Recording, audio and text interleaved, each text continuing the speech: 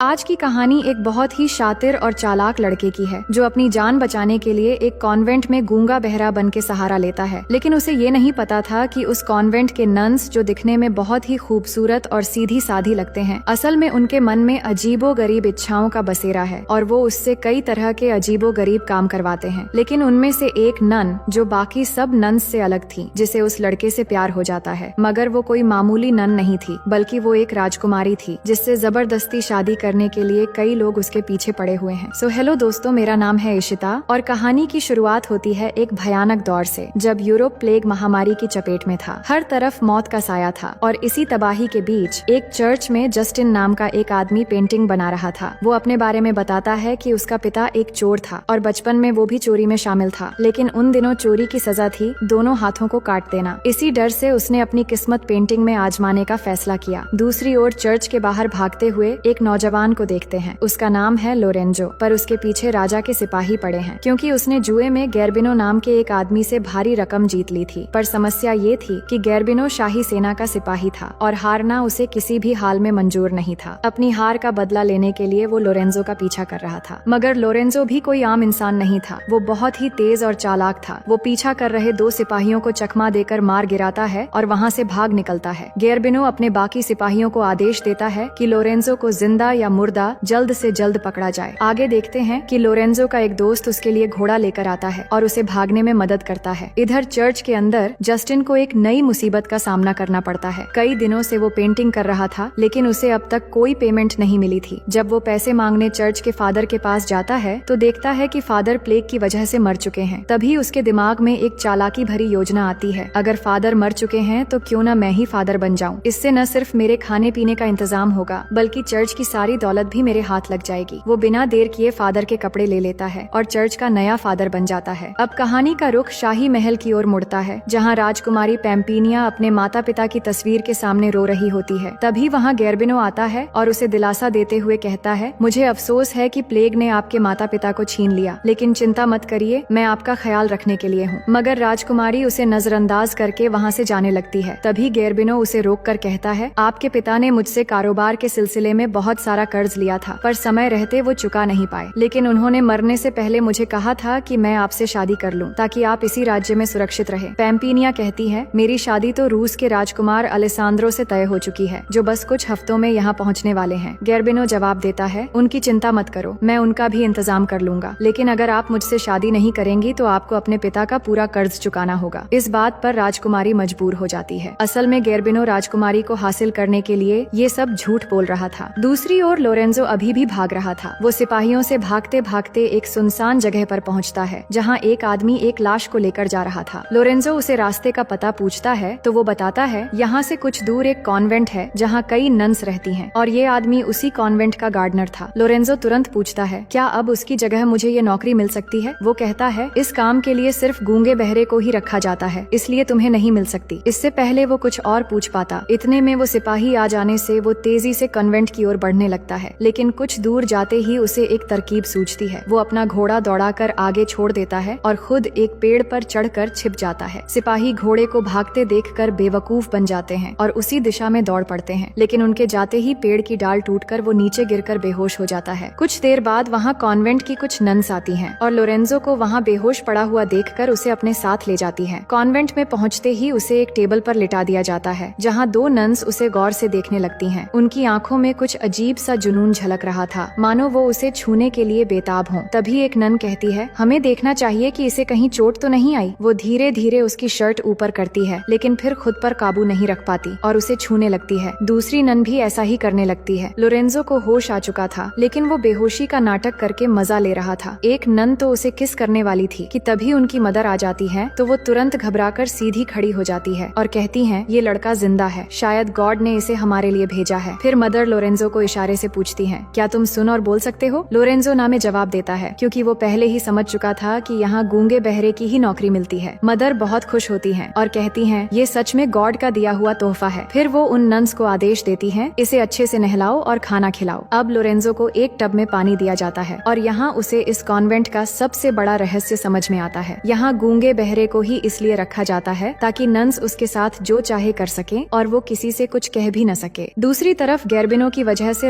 राजकुमारी Pampinea काफी परेशान थी, इसलिए वो अपनी 2 सहेलियां एलिसा और सिमोना को चर्च बुलाती है और साथ ही उनके बॉयफ्रेंड बोरिस और विनाडो भी होते हैं। राजकुमारी अपनी सहेलियों से कहती है, मुझे तुम्हारी मदद चाहिए। गेर्बिनो मुझ पर दबाव डालकर मुझसे कर्ज के बहाने जबरदस्ती शादी करना चाहता है, लेकिन मेरे पिता ने मेरी शादी पहले ही रूस के राजकुमार अलेसांद्रो से तय कर दी थी। वो बात कर ही रहे थे कि अचानक गेर्बिनो वहाँ पहुँच जाता है और गुस्से में कहता है, यहाँ क्या हो रहा है? प्रार्थना करने की कोई जरूरत नहीं, सब अपने घर जाओ। फिर वो तलवार निकालकर बोरिस और विनाडो को धमकाता है और उनकी गर्लफ्रेंड्स को वहाँ से ले जाने को कहता है। तभी चर्च के ऊपर से पेंटर जस्टिन की आवाज आती है, ये गॉड का घर है, यहाँ कोई खून खराबा नहीं होगा, और सबको यहाँ से जाने के लिए कहता है। तो फादर की बात सुनकर सब वहाँ से चले जाते हैं। अब पैम्पिनिया की सहेलियाँ सोचती हैं कि उसे किसी सुरक्षित जगह भेजना होगा ताकि राजकुमार के आने से पहले वो गेर्बिनो के चंगुल से उसे बचा सके। वो प्लान बनाती है कि उसे वहाँ पास के ही एक गांव के कॉन्वेंट में छिपा दिया जाए, जहाँ राजकुमारी की एक और महल भी है। फिर जब सही समय आएगा तो उन्हें वही महल में ले जाया जाएगा जहाँ उसकी और राजकुमार की शादी होगी। अब प्लान के मुताबिक अगले दिन पैम्पिनिया को उस कॉन्वेंट में भेजने का फैसला करते हैं और बाकी लोग फादर जस्टिन को साथ लेकर बाद में महल की ओर निकलने का फैसला करते हैं ताकि फादर उनकी शादी करा सके। लेकिन उन्हें नहीं पता था कि जिस कॉन्वेंट में वो राजकुमारी को भेजने वाले हैं वहाँ का माहौल कुछ और ही था। अगले सीन में घोड़ा गाड़ी राजकुमारी को लेकर कॉन्वेंट पहुँचती है, लेकिन ये वही कॉन्वेंट है जहाँ लोरेंजो पहले से ही गूंगा बहरा बनकर छुपा हुआ था। राजकुमारी के कॉन्वेंट पहुँचने पर 2 नन्स उसे अपने जैसे कपड़े पहनाने लगती हैं। तभी उसकी नजर लोरेंजो पर पड़ती है और वो पूछती है कि ये लड़का कौन है। तो नन्स मुस्कुराते हुए बताती हैं, ये हमारा गार्डनर है, ये बहुत ही नेक दिल लड़का है, मगर सुन और बोल नहीं सकता। लोरेंजो के बारे में ये सुनकर राजकुमारी को उस पर दया आती है और वो उसे मन ही मन पसंद करने लगती है। इसी बीच रूस का राजकुमार अलेसांद्रो अपने सैनिकों के साथ राजकुमारी के महल पहुंच जाता है। गेर्बिनो से मिलते ही वो उसे पैम्पिनिया का पिता समझ लेता है और कहता है, मैं रूस का राजकुमार अलेसांद्रो हूँ, आपकी बेटी पैम्पिनिया से शादी करने आया हूँ। ये सुनकर गेर्बिनो गुस्से से जवाब देता है, मैं ही राजकुमारी का होने वाला पति हूँ, अपना सामान बांध और यहाँ से चला जा। ऐसा स्वागत देखकर अलेसांद्रो भी अकड़ में कहता है, मैं इतने दिन सफर करके ये सुनने नहीं आया कि तुम मेरे राजकुमारी से शादी करने वाले हो। राजकुमारी से शादी तो मैं ही करूंगा। फिर महल से बाहर निकलते ही अलेसांद्रो को राजकुमारी का एक खास आदमी मिलता है जो उसे एक पत्र देकर कहता है, राजकुमार आपकी शादी एक दूसरे महल में होगी। राजकुमारी अभी पास के गांव के एक कॉन्वेंट में छिपी हुई है और आपके आने का इंतजार कर रही है। ये सुनकर अलेसांद्रो तुरंत अपने सैनिकों के साथ उस गांव की ओर निकल पड़ता है। दूसरी ओर 2 नन्स लोरेंजो के कमरे में खाना लेकर आती हैं और कहती हैं कि हम जानते हैं तुम सुन और बोल नहीं सकते, हम चाहते हैं कि तुम हमारे साथ वैसे ही सर्विसिंग का काम करो जैसे पहली बार आने पर तुमने उन दोनों नन्स के साथ किया था। तो लोरेंजो भी उनकी बात मान लेता है और अपना काम शुरू कर देता है। उधर एलिसा और सिमोना अपने बॉयफ्रेंड्स और बाकी सबको लेकर जंगल के रास्ते महल की तरफ आ रहे होते हैं, पर रास्ते में जब उनकी बग्घी आगे निकल जाती है तो पीछे से 2 लड़कियां आकर बोरिस और विनाडो को इशारों से बुलाने लगती हैं। तो दोनों अपने गर्लफ्रेंड्स को छोड़ के उनके पीछे पीछे जाते हैं। फिर वो लड़कियां उन्हें एक तबेले में ले जाती हैं। अंदर जाते ही दोनों की नीयत खराब होने लगती है और वो लड़कियां भी उनके साथ गलत काम करने लगते हैं। कुछ देर बाद सिमोना उनको ढूंढते हुए वहाँ पहुँच जाती है और उनकी हरकतें देखकर उन्हें डांटते हुए मार मार कर वहाँ से ले जाती है। इधर शाम होते ही लोरेंजो को 2 नन्स अच्छे से नहलाती हैं क्योंकि मदर नन ने उसे रात के डिनर के लिए इनवाइट किया था। फिर उसे मदर नन के कमरे में ले जाया जाता है। पैम्पिनिया उसे ले जाते हुए देख लेती है और अब तक वो समझ चुकी थी कि यहाँ क्या चल रहा है, पर ये देखकर उसे जलन होती है क्योंकि वो धीरे धीरे लोरेंजो को पसंद करने लगी थी। अगले दिन लोरेंजो गार्डन में कुछ देर काम करने के बाद अपने कमरे में आता है और धीमी आवाज में गाना गाने लगता है। तभी राजकुमारी पैम्पिनिया खाना लेकर पहुँचती है और उसकी आवाज सुन लेती है, मगर वो उसे समझने नहीं देती और चुपचाप खाना रख देती है। लोरेंजो को आदत पड़ चुकी थी कि हर दिन कोई न कोई नन उसके लिए खाना लेकर आती है। वो राजकुमारी का नकाब हटाने की कोशिश करता है, लेकिन राजकुमारी उसको रोक लेती है और कहती है, तुम मुझे ऐसे नहीं देख सकते। इसके बाद राजकुमारी उसकी आंखों पर पट्टी बांध देती है। फिर अपनी नकाब हटाकर धीरे से कहती है, मैं हर रोज तुम्हें देखती हूँ और तुमसे प्यार भी करने लगी हूँ, लेकिन उन नन्स की तरह नहीं, बल्कि उन सब से बहुत अलग। इतना कहकर वो उसे प्यार से किस करती है और वहाँ से चली जाती है। अब लोरेंजो सोच में पड़ जाता है कि ये कौन सी नन थी जो मुझसे इस तरह प्यार करने लगी है, पर वो भी मन ही मन उससे प्यार कर बैठता है। दूसरी ओर राजकुमारी पैम्पिनिया के दोस्त जंगल के रास्ते एक जगह आराम कर रहे होते हैं। जस्टिन कहता है, मैं जंगल के रास्ते वहाँ पहुँच जाऊंगा, तुम लोग गाड़ी और सामान लेकर रास्ते से आ जाना। उधर राजकुमार अपने सिपाहियों के साथ राजकुमारी को ढूंढते हुए जंगल से आ रहा होता है, पर रास्ते में गेर्बिनो के सिपाही उन्हें घेर लेते हैं और तीर से उसके सारे सिपाहियों को मार डालते हैं, लेकिन राजकुमार किसी तरह जान बचाकर भाग निकलता है। काफी दूर जाने के बाद वो एक तालाब के किनारे रुकता है और यही कहीं रास्ते में राजकुमारी के दोस्त भी होते हैं। इस तालाब में राजकुमारी की सहेली एलिसा पहले से नहा रही रही थी। पानी पीते वक्त राजकुमार की नजर उस पर पड़ती है तो वो पूछता है, तुम कौन हो? एलिसा मुस्कुराते हुए जवाब देती है, मैं एक दुल्हन हूँ जो अपने दूल्हे का इंतजार कर रही है। राजकुमार कहता है, मैं यहाँ की राजकुमारी पैम्पिनिया से शादी करने आया हूँ। मैंने उन्हें कभी नहीं देखा पर उनसे बेहद प्यार करता हूँ। एलिसा उसकी बात सुनकर झूठ कहती है कि मैं ही पैम्पिनिया हूँ और तुम मुझे ही ढूंढ रहे हो। इसके बाद वो राजकुमार के पास जाती है और उससे चिपकने लगती है। राजकुमार उसे देखकर पागल हो जाता है और उसकी बातों पर यकीन कर लेता है। दूसरी तरफ पैम्पिनिया को देखते हैं जो अब शादी के लिए अपने महल जाने वाली थी, लेकिन इससे पहले वो मदर को सब कुछ बता देती है कि लोरेंजो कोई गूंगा बहरा नहीं है। कल मैंने उसे गार्डन वाले घर में गाना गाते सुना था। ये सुनकर मदर घबरा जाती है क्योंकि अगर ये बात किसी को पता चली तो बहुत मुश्किल हो जाएगी। जिसके बाद मदर जाकर लोरेंजो को धक्के मार के कॉन्वेंट से बाहर निकाल देती है। कुछ देर बाद देखते हैं पैम्पिनिया की महल से एक आदमी आया है उसे ले जाने के लिए और वो जा रही होती है। लोरेंजो उसे जाते हुए देख के पूछता है, तुम कहाँ जा रही हो? क्या तुम मुझे भी अपने साथ ले जा सकती हो? असल में लोरेंजो पैम्पिनिया को एक राजकुमारी की तरह जानता है, लेकिन पैम्पिनिया यहाँ नन बनकर रह रही थी ये लोरेंजो को नहीं पता था। पैम्पिनिया जानती थी कि लोरेंजो को कॉन्वेंट से बाहर निकालना ही सही होगा, इसलिए वो उसे भी अपने साथ ले जाती है। नेक्स्ट सीन में दोनों महल पहुँचते हैं तो लोरेंजो राजकुमारी को शादी की बधाई देता है और वहाँ से निकलने की सोचता है, लेकिन राजकुमारी उसे रोक कर कहती है कि तुम शादी तक रुक सकते हो, अभी यहाँ पर कोई भी नहीं पहुँचा है। फिर आगे देखते हैं महल के अंदर दोनों बातें कर रहे होते हैं तो राजकुमारी लोरेंजो से पूछती है कि तुम शादी कब करोगे? लोरेंजो कहता है कि मैं उसी से शादी करूंगा जिसने मुझे पहली बार किस किया था। दरअसल वो राजकुमारी के बारे में ही बात कर रहा था क्योंकि उसे ये पता नहीं था कि उसे किस करने वाला कोई और नहीं बल्कि राजकुमारी पैम्पिनिया ही थी। लोरेंजो आगे कहता है, वो एक नन की तरह मेरे पास आई थी पर मैं उसे देख नहीं पाया, लेकिन फिर भी मैं उसी से ही शादी करूंगा क्योंकि मैं उससे प्यार करता हूँ। राजकुमारी ये सुनकर बहुत खुश होती है। अब बात करते करते दोनों गार्डन में जाते हैं जहाँ राजकुमारी कहती है, तुम उसे कैसे पहचानोगे? उसने तो तुम्हें सिर्फ किस किया था तो तुम कैसे उसे महसूस करोगे? लोरेंजो जवाब देता है, मुझे यकीन है कि एक न एक दिन में उसे जरूर मिलूंगा। उसकी बातें सुनकर राजकुमारी धीरे धीरे उसकी ओर बढ़ती है और कहती है, तुम अपनी आंखें बंद करो और मुझे महसूस करो, शायद वो एहसास तुम्हें मिल जाए जो उस लड़की में थी। वो असल में उसे याद दिलाना चाहती थी कि किस करने वाली लड़की वो खुद थी, लेकिन जैसे ही दोनों किस करने वाले थे तभी गेर्बिनो वहाँ पहुँच जाता है। राजकुमारी उसे देखकर डर जाती है और लोरेंजो से भाग जाने को कहती है, लेकिन लोरेंजो जानता था कि गेर्बिनो कौन है। वो उसका सामना करने आता है और दोनों के बीच जबरदस्त लड़ाई शुरू हो जाती है। लेकिन इस लड़ाई में गेर्बिनो लोरेंजो को मारने ही वाला था कि तभी राजकुमारी बीच में आ जाती है और कहती है, अगर तुमने इसे मारा तो मैं तुमसे कभी शादी नहीं करूंगी। ये सुनकर लोरेंजो चौंक जाता है और हैरानी से पूछता है, तुम इस बुढ़े से शादी करने वाली हो और क्या यही तुम्हारा राजकुमार है? इसके जवाब में पैम्पिनिया कुछ नहीं कह पाती। इसके बाद गेर्बिनो लोरेंजो को कैद कर देता है। अगले दिन देखते हैं कि राजकुमारी और गेर्बिनो के बीच बातचीत होती है। राजकुमारी शर्त रखती है, अगर तुम्हें मुझसे शादी करनी है तो लोरेंजो को छोड़ना होगा। गेर्बिनो मना कर देता है तो वो कहती है, अगर तुमने उसे रिहा नहीं किया तो मैं तुम्हारी कभी नहीं बनूंगी और इस कुएं में कूदकर अपनी जान दे दूंगी। इससे गेर्बिनो मान जाता है और लोरेंजो को आजाद करा देता है। फिर आगे देखते हैं कि जस्टिन फादर बनकर प्लान के मुताबिक राजकुमारी की शादी कराने के लिए महल में पहुंच जाता है। तो शादी से पहले दूल्हा दुल्हन की कन्फेशन होती है जिसमें राजकुमारी फादर से कहती है कि मेरी शादी जबरदस्ती हो रही है, मैं लोरेंजो से प्यार करती हूँ और उसी से ही शादी करना चाहती हूँ। और फादर को कुछ सोने के सिक्के देकर प्लान बनाती है और कहती है, लोरेंजो को नहीं पता कि मैं ही उसका प्यार हूँ, लेकिन मुझे यकीन है कि वो मुझे फिर से बचाने जरूर आएगा और राजकुमार भी यहाँ जल्द ही पहुँच जाएंगे, इसलिए उनके आने तक कैसे भी करके शादी में देर कर देना। दूसरी तरफ गेर्बिनो के दो आदमी लोरेंजो को कैद से निकालने के बाद एक जगह ले जाकर उसे पीछे से मारने वाले थे, लेकिन उससे पहले लोरेंजो दोनों को मारकर बेहोश कर देता है। इतने में घोड़ा लेकर राजकुमार वहाँ पहुँचता है और लोरेंजो से पूछता है, राजकुमारी पैम्पिनिया की महल कहाँ पर है? तो वो रास्ता बताकर पूछता है कि तुम महल क्यों ढूंढ रहे हो? वो कहता है, मुझे राजकुमारी को बचाना है। ये कहकर वो जाने लगता है। ये सुनकर लोरेंजो भी एक तलवार लेकर महल की तरफ निकल पड़ता है। महल में दिखाया जाता है कि राजकुमारी और गेर्बिनो की शादी शुरू हो चुकी है और जस्टिन भी फादर बनकर उनकी शादी कराने वाला है, लेकिन प्लान के मुताबिक शादी में देरी करने के लिए जस्टिन गेर्बिनो से अजीब अजीब सवाल करने लगता है ताकि राजकुमारी को थोड़ा और वक्त मिल जाए। इतने में राजकुमार वहाँ पहुँच जाता है और गेर्बिनो के सैनिकों पर हमला कर देता है। इसी बीच लोरेंजो भी पहुँचता है और गेर्बिनो के सारे आदमियों को मारना शुरू कर देता है और दोनों मिलकर बहुत देर लड़ाई करने के बाद गेर्बिनो के सारे आदमियों को मार गिराते हैं। वही राजकुमार गेर्बिनो को मार मार के उस कुएं के पास लेकर जाता है जहाँ पहले से ही लोरेंजो खड़ा होकर ये सब देख रहा था। वो कहता है कि ये शिकार मेरा है और मैं ही इसे मारूंगा। जिसके बाद लोरेंजो और गेर्बिनो के बीच लड़ाई शुरू हो जाती है, मगर इस लड़ाई में लोरेंजो गेर्बिनो पे भारी पड़ने लगता है और आखिरकार लोरेंजो उसे मारकर कुएं में गिरा देता है, जिससे वहीं पर उसकी मौत हो जाती है। इसके बाद बाद राजकुमार मदद के लिए लोरेंजो को शुक्रिया कहता है और दोनों की दोस्ती भी हो जाती है। इसके बाद राजकुमारी वहाँ आती है तो राजकुमार उसके पास जाकर कहता है, मैं तुमसे शादी करने के लिए आया हूँ। लेकिन राजकुमारी कहती है, मैं तुमसे शादी नहीं कर सकती क्योंकि मैं किसी और से प्यार करती हूँ। ये कहते हुए जब अपने चेहरे से कपड़ा हटाती है तो राजकुमार उसे देखकर कहता है कि तुम तो मेरी पैम्पीनिया नहीं हो। इसी बीच राजकुमारी की सहेली एलिसा वहाँ आ जाती है, जो खुद को पैम्पीनिया कहकर राजकुमार के साथ जंगल में मिली थी। राजकुमार एलिसा को देखकर कहता है कि वो रही मेरी राजकुमारी, मैं इसी से ही शादी करूंगा क्योंकि मैं उससे प्यार करता हूँ। इसी बीच लोरेंजो यहाँ से जाने लगता है। राजकुमारी को जैसे ही ये पता चलती है तो वो भागते हुए बाहर जाकर उसे रोकती है और पूछती है, तुम कहाँ जा रहे हो? तुम मुझे इस तरह अकेले छोड़कर नहीं जा सकते हो, और अपने प्यार का इजहार भी कर देती है। ये सुनकर लोरेंजो कहता है, राजकुमारी आप बहुत ही खूबसूरत और नेक दिल हो और आपसे शादी करने वाला इंसान बहुत ही खुशनसीब होगा, लेकिन मैं उसी लड़की को ढूंढने जा रहा हूँ जिसे मैं प्यार करता हूँ और मैं उसी से शादी करूंगा। राजकुमारी पैम्पीनिया कहती है कि तुम्हें कहीं जाने की जरूरत नहीं, तुम बस अपनी आंखें बंद करो। जिसके बाद वो ठीक उसी तरह लोरेंजो को किस करती है जैसे उसने पहली बार की थी। लोरेंजो की आंखें खुलती हैं और उसे एहसास होता है कि वो लड़की कोई और नहीं बल्कि राजकुमारी ही थी। ये देखकर उनके दोस्त भी बहुत खुश हो जाते हैं और इस तरह कई मुश्किलों के बाद सबको उनका सच्चा प्यार मिल जाता है और इसी के साथ कहानी यहीं खत्म हो जाती है। तो दोस्तों, मैं उम्मीद करती हूँ कि ये कहानी आपको बेहद पसंद आई होगी।